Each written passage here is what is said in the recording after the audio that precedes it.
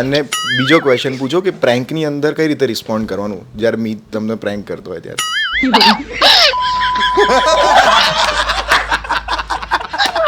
એટલે national award મળવાની process શું હોય થોડું મને ફની લાગશે, પણ આ બહુ બધા લોકોનો સવાલ છે કે સિમ્પલ કોઈ મૂવી સારું પરફોર્મ કરે એના પછી નેશનલ એવોર્ડ મળે કે એની પહેલા નેશનલ એવોર્ડ મળે, કોઈ સેન્સર સર્ટિફિકેટ, શું આખી પ્રોસેસ શું હોય? તો છેલ્લા 10 દિવસથી જે વસ્તુની ચર્ચા ગુજરાતની અંદર ગજબ રીતે ચાલી રહી છે એ આખી સ્ટારકાસ્ટ મારી સાથે છે. મારણ ગુજરાતી ફિલ્મ જેને 72મો નેશનલ ફિલ્મ એવોર્ડ મળ્યો છે. સૌથી પહેલા તો કોંગ્રેચ્યુલેશન્સ. Thank you. હા, કેટલા ખુશ દેખાવો છો નહીં? આમ મજા પડી ગઈ. Yes. તો આ છેલ્લા 4 વર્ષથી તમારી પાસે ફિલ્મ બનેલી છે ને? હા. કેટલો ટાઈમ થયો આ ફિલ્મ તમે શૂટ કર્યો એ વાતને? અમે એકચ્યુઅલી 2022માં શૂટ કર્યું અને 24નો સેન્સર છે, એટલે આ જે એવોર્ડ મળ્યો છે એ 2024નો એવોર્ડ છે. યાર હું પહેલી વખત એવી ફિલ્મનો ભાગ છું કે જેને નેશનલ એવોર્ડ મળ્યો છે. સો મારા માટે બહુ જ સ્પેશિયલ વાત છે. અને શૂટ કરતી વખતે તમે, એટલે હું પર્સનલી એવું ક્યારેય નથી વિચારતો કે ઓડિયન્સનો શું રિસ્પોન્સ હશે, આને કોઈ એવોર્ડ મળશે નહીં મળે. સો એ બહુ બ્લેન્ક આખી એ કોરી સ્લેટ હોય અને એમાં અચાનક આમ એ અનએક્સપેક્ટેડ હતું મારા માટે. એટલે બહુ મસ્ત સરપ્રાઈઝ હતી મારા માટે તો યાર કે ફિલ્મ પણ રિલીઝ થવા જઈ રહી છે અને નેશનલ એવોર્ડ પણ મળી ગયો છે. સો વાહ. મારણનો મિનિંગ શું થાય? મારણનો મિનિંગ અત્યારે કોઈને કહેવાનો હોય? મી તારી ભાષામાં કહું તો તું જે રસ્તા પર જઈને લોકો સાથે કરે છે ને એ મારણ છે એમનો. અરે જે પાછા વળતો તને જવાબ મળે છે એ તારો મારણ છે. ના એવું નથી. એટલે મારણનો શબ્દ, એટલે મારણ શબ્દ કાઠિયાવાડમાં અને સૌરાષ્ટ્ર, આમ તો ગુજરાતીમાં બધાને ખબર છે કે સિંહ મારણ કરે ને એને આપણે કહીએ મારણ. તો ફિલ્મની અંદર પણ કોઈ સિંહ નથી ને કોઈ બકરી નથી, પણ ફિલ્મની અંદર શિકાર છે, એક શિકારી છે અને એક શિકાર માટે કરેલી વ્યવસ્થા જે સમાજે કરી છે એની વાત છે. એટલા માટે આનું ટાઇટલ મારણ છે, મેટાફર. આ સ્ક્રિપ્ટ સિલેક્શનમાં એક બીજો સવાલ, કારણ કે આઈ એમ શ્યોર તમને દર અઠવાડિયે ઘણી બધી સ્ક્રિપ્ટની ઓફર્સ આવતી હશે, તો એમાંથી તમે જે સિલેક્ટ કરો છો એ ફિલ્મ હિટ થઈ જાય છે? એવું કેવી રીતે? આ કોઈ અલગ ફોર્મ્યુલા છે? મને એવો કોઈ જ ફોર્મ્યુલા નથી ખબર. હું ખાલી એ જ બેઝ પર ફિલ્મ સિલેક્ટ કરું છું કે પહેલી વખત મેં વાંચી કે મેં સાંભળી અને મને થ્રુઆઉટ મજા પડી ગઈ ઓન પેપર. સો એ જ બસ ઇન્સ્ટન્ટ, એના સિવાય બીજો કોઈ જ ફોર્મ્યુલા નથી. વાહ, ક્યા બાત. દીક્ષા, તમારા આ મૂવીના રોલ વિશે કંઈક વાતચીત તમે કરી શકો? હા, એટલે એક તો બહુ જ ઇમોશનલી ડિમાન્ડિંગ રોલ હતો અને આ મારણ પછી I feel I have discovered a different side of my self.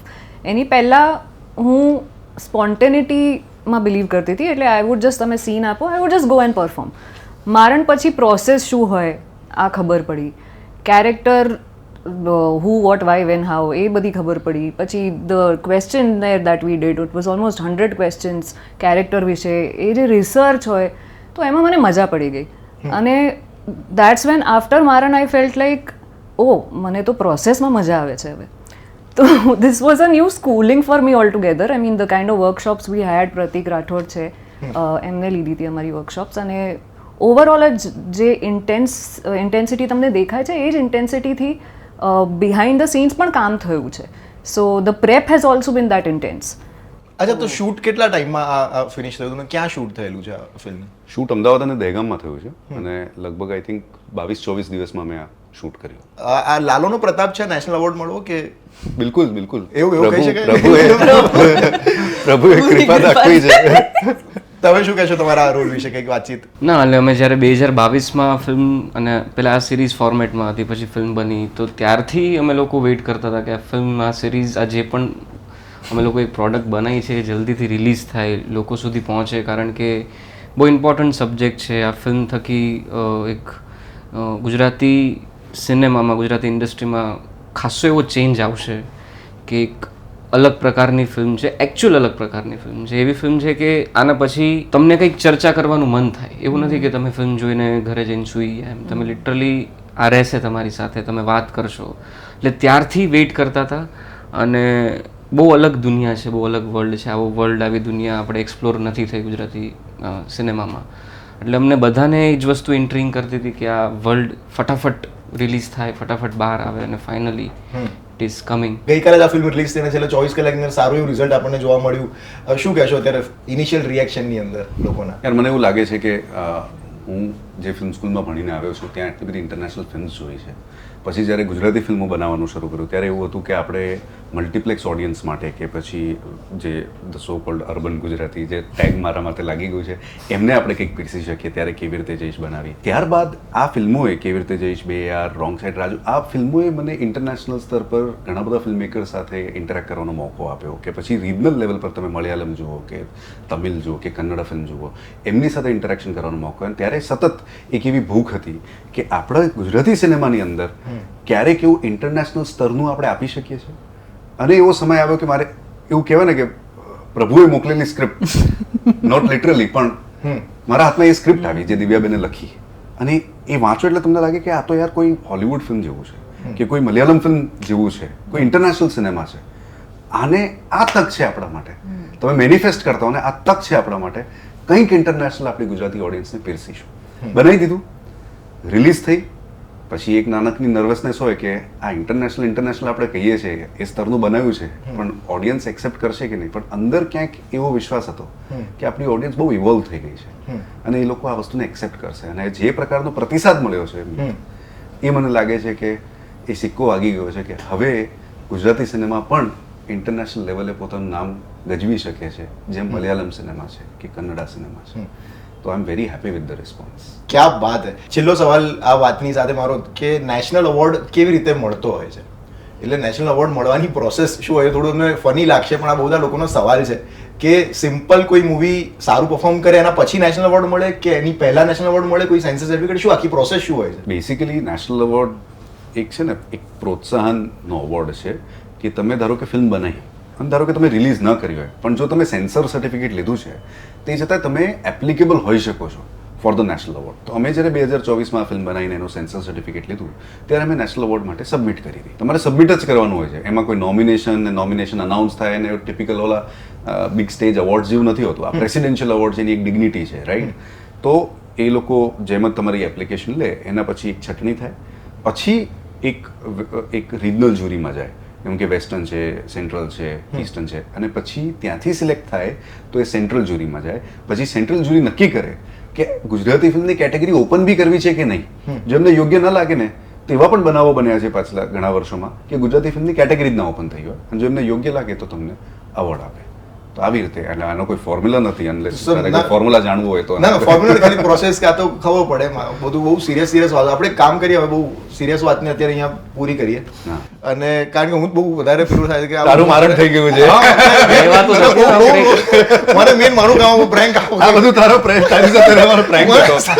એક કામ કરીએ આપણે ડાયરેક્ટ પ્રેન્ક કોલ કંઈક મસ્તી કરીએ, તોફાન કરીએ તો વધારે.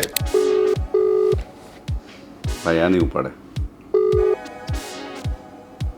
હેલો શ્રદ્ધા, હા બોલો.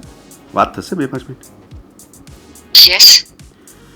યાર આ ગઈકાલનું ફૂટેજ જોયું યાર મેં, અને મને લાગે છે કે મારે ત્યાં હોવું જોઈતું હતું. કારણ કે તમે લોકો બહુ, સોરી ટુ સે બટ તમે લોકો બહુ બેફામ બધું બોલી ગયા છો યાર.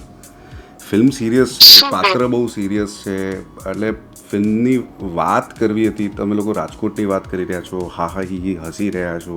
એટલે આખો મુદ્દો જ જે છે ને એ બહુ યાર આઈ એમ વેરી ડિસઅપોઇન્ટેડ કે આ નહોતું કરવું. આઈ થિંક સુહદની પણ એ તો પેલી એક જ મિનિટ એવી હતી અને we were just warming up કે ભાઈ કેવી રીતે સ્ટાર્ટ કરું ને બધી વાત અવની ને કિશન સામે પણ કરેલી કે ભાઈ એમને ખબર ના હોય ને, અવની ને કિશનને ક્યાં ખબર હોય? મને તો એવું પણ થાય છે કે આ સુહદને ના ખબર પડે. એ તો ચલો નાનું બાળક છે યાર, તું ત્યાં સૌથી વધારે એલ્ડેસ્ટ હતી યાર. You should have actually maintain the decorum of the film યાર. ઇટ ઇઝ સો ડિસઅપોઇન્ટિંગ યાર.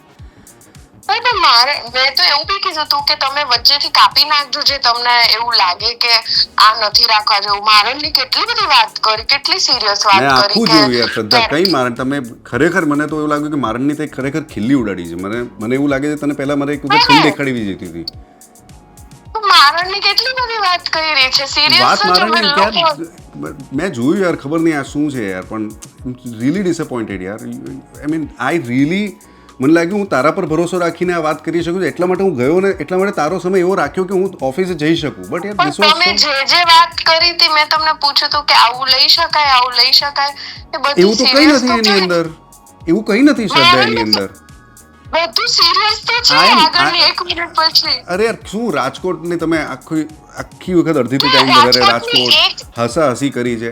એક આખું સિરિયસ ઝોન પકડવાનો હતો ફિલ્મ માટે યાર. તો યાર શું કહું તને યાર. 1 જ મિનિટ કદાચ એવી રાજકોટની હતી, બાકી બધું મારણ વિશે હતું, કેરેક્ટર વિશે હતું, એક્ટિંગ વિશે હતું. મેં ઓલાને એવું બી પૂછ્યું કે જ્યારે પ્રોસેસ હોય કે જ્યાં તમારે સાયકી યુઝ કરવાની હોય કેરેક્ટરની, આ બધું જ વાત કરી છે એટલું સિરિયસલી. કેઝ્યુઅલ નીકળીને આવ્યું છે, એટલું કેઝ્યુઅલ નીકળીને આવ્યું છે જાણે કોઈ ઓલું હલકી ફુલકી કોઈ ફિલ્મ બનાવી હોય ને યાર. એક કામ આઈ ડોન્ટ નો હવે, એટલે મને એવું લાગે છે કાં તો હે તો તમે આઈ થિંક એના એપિસોડ રાખતા. પણ આઈ વોઝ રિયલિંગ, મેં તને કીધું હતું ને કે આપણે એક આખી શ્રૃંખલા કરીએ છીએ જેમાં ધારો કે એક નિબંધ લખાય મારણ પર અને 10 ફકરા હોય તો 10 અલગ અલગ લોકો એ 10 ફકરાને આગળ લઈ જાય છે. એક આખો એક બહુ મોટો ઇમ્પોર્ટન્ટ ચંક હતો and we were talking to Surat about it. મેં પણ વાત નહોતી કરી સુરત સાથે આના વિશે. અંકિતને પણ મેં ના પાડેલી કે તું સુરત સાથે વાત ના કરીશ, મારી સાથે વાત કરજે.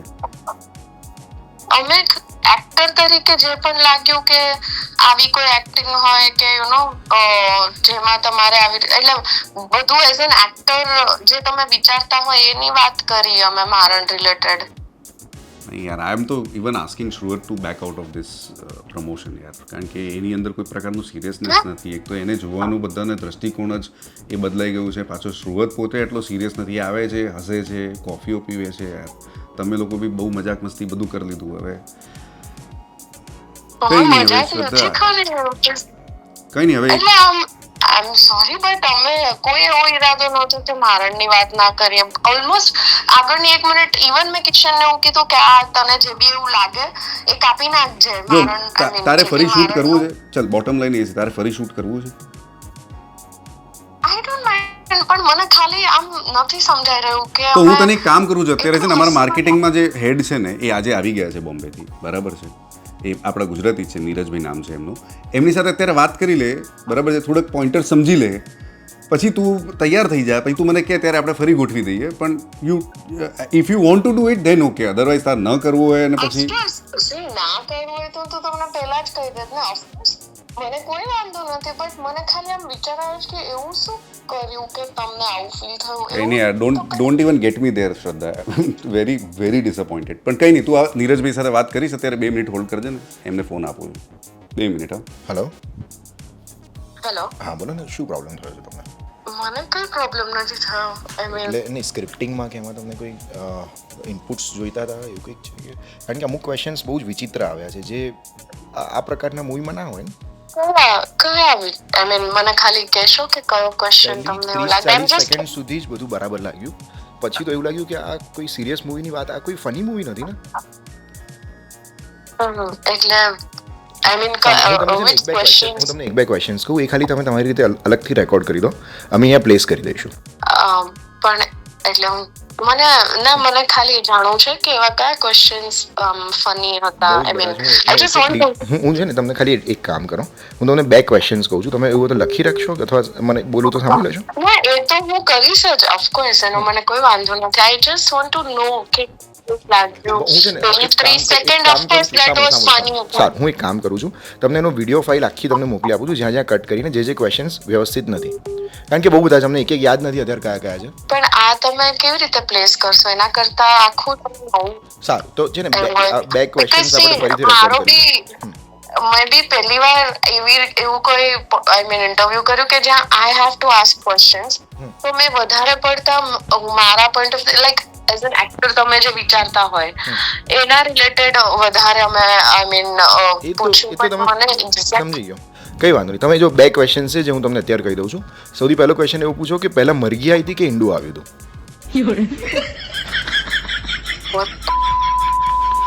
અને બીજો ક્વેશ્ચન પૂછો કે પ્રેન્કની અંદર કઈ રીતે રિસ્પોન્ડ કરવાનું જ્યારે મી તમને પ્રેન્ક કરતો હોય ત્યારે.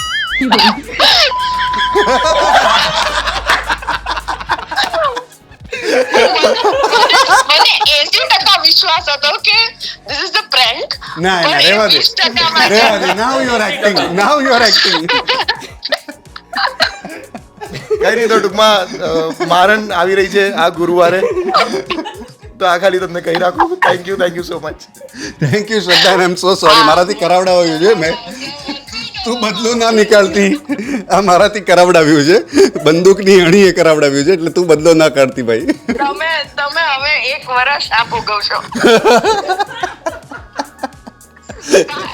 By. Thank you so much. તો આ વિડીયોને લાઈક કરી દેજો, ચેનલને સબસ્ક્રાઇબ કરી દેજો અને કોમેન્ટની અંદર મારણને લગતા બીજા કોઈ પણ સવાલ હોય, વાત હોય તો ખાસ કરીને કોમેન્ટની અંદર લખી દેજો. Thank you.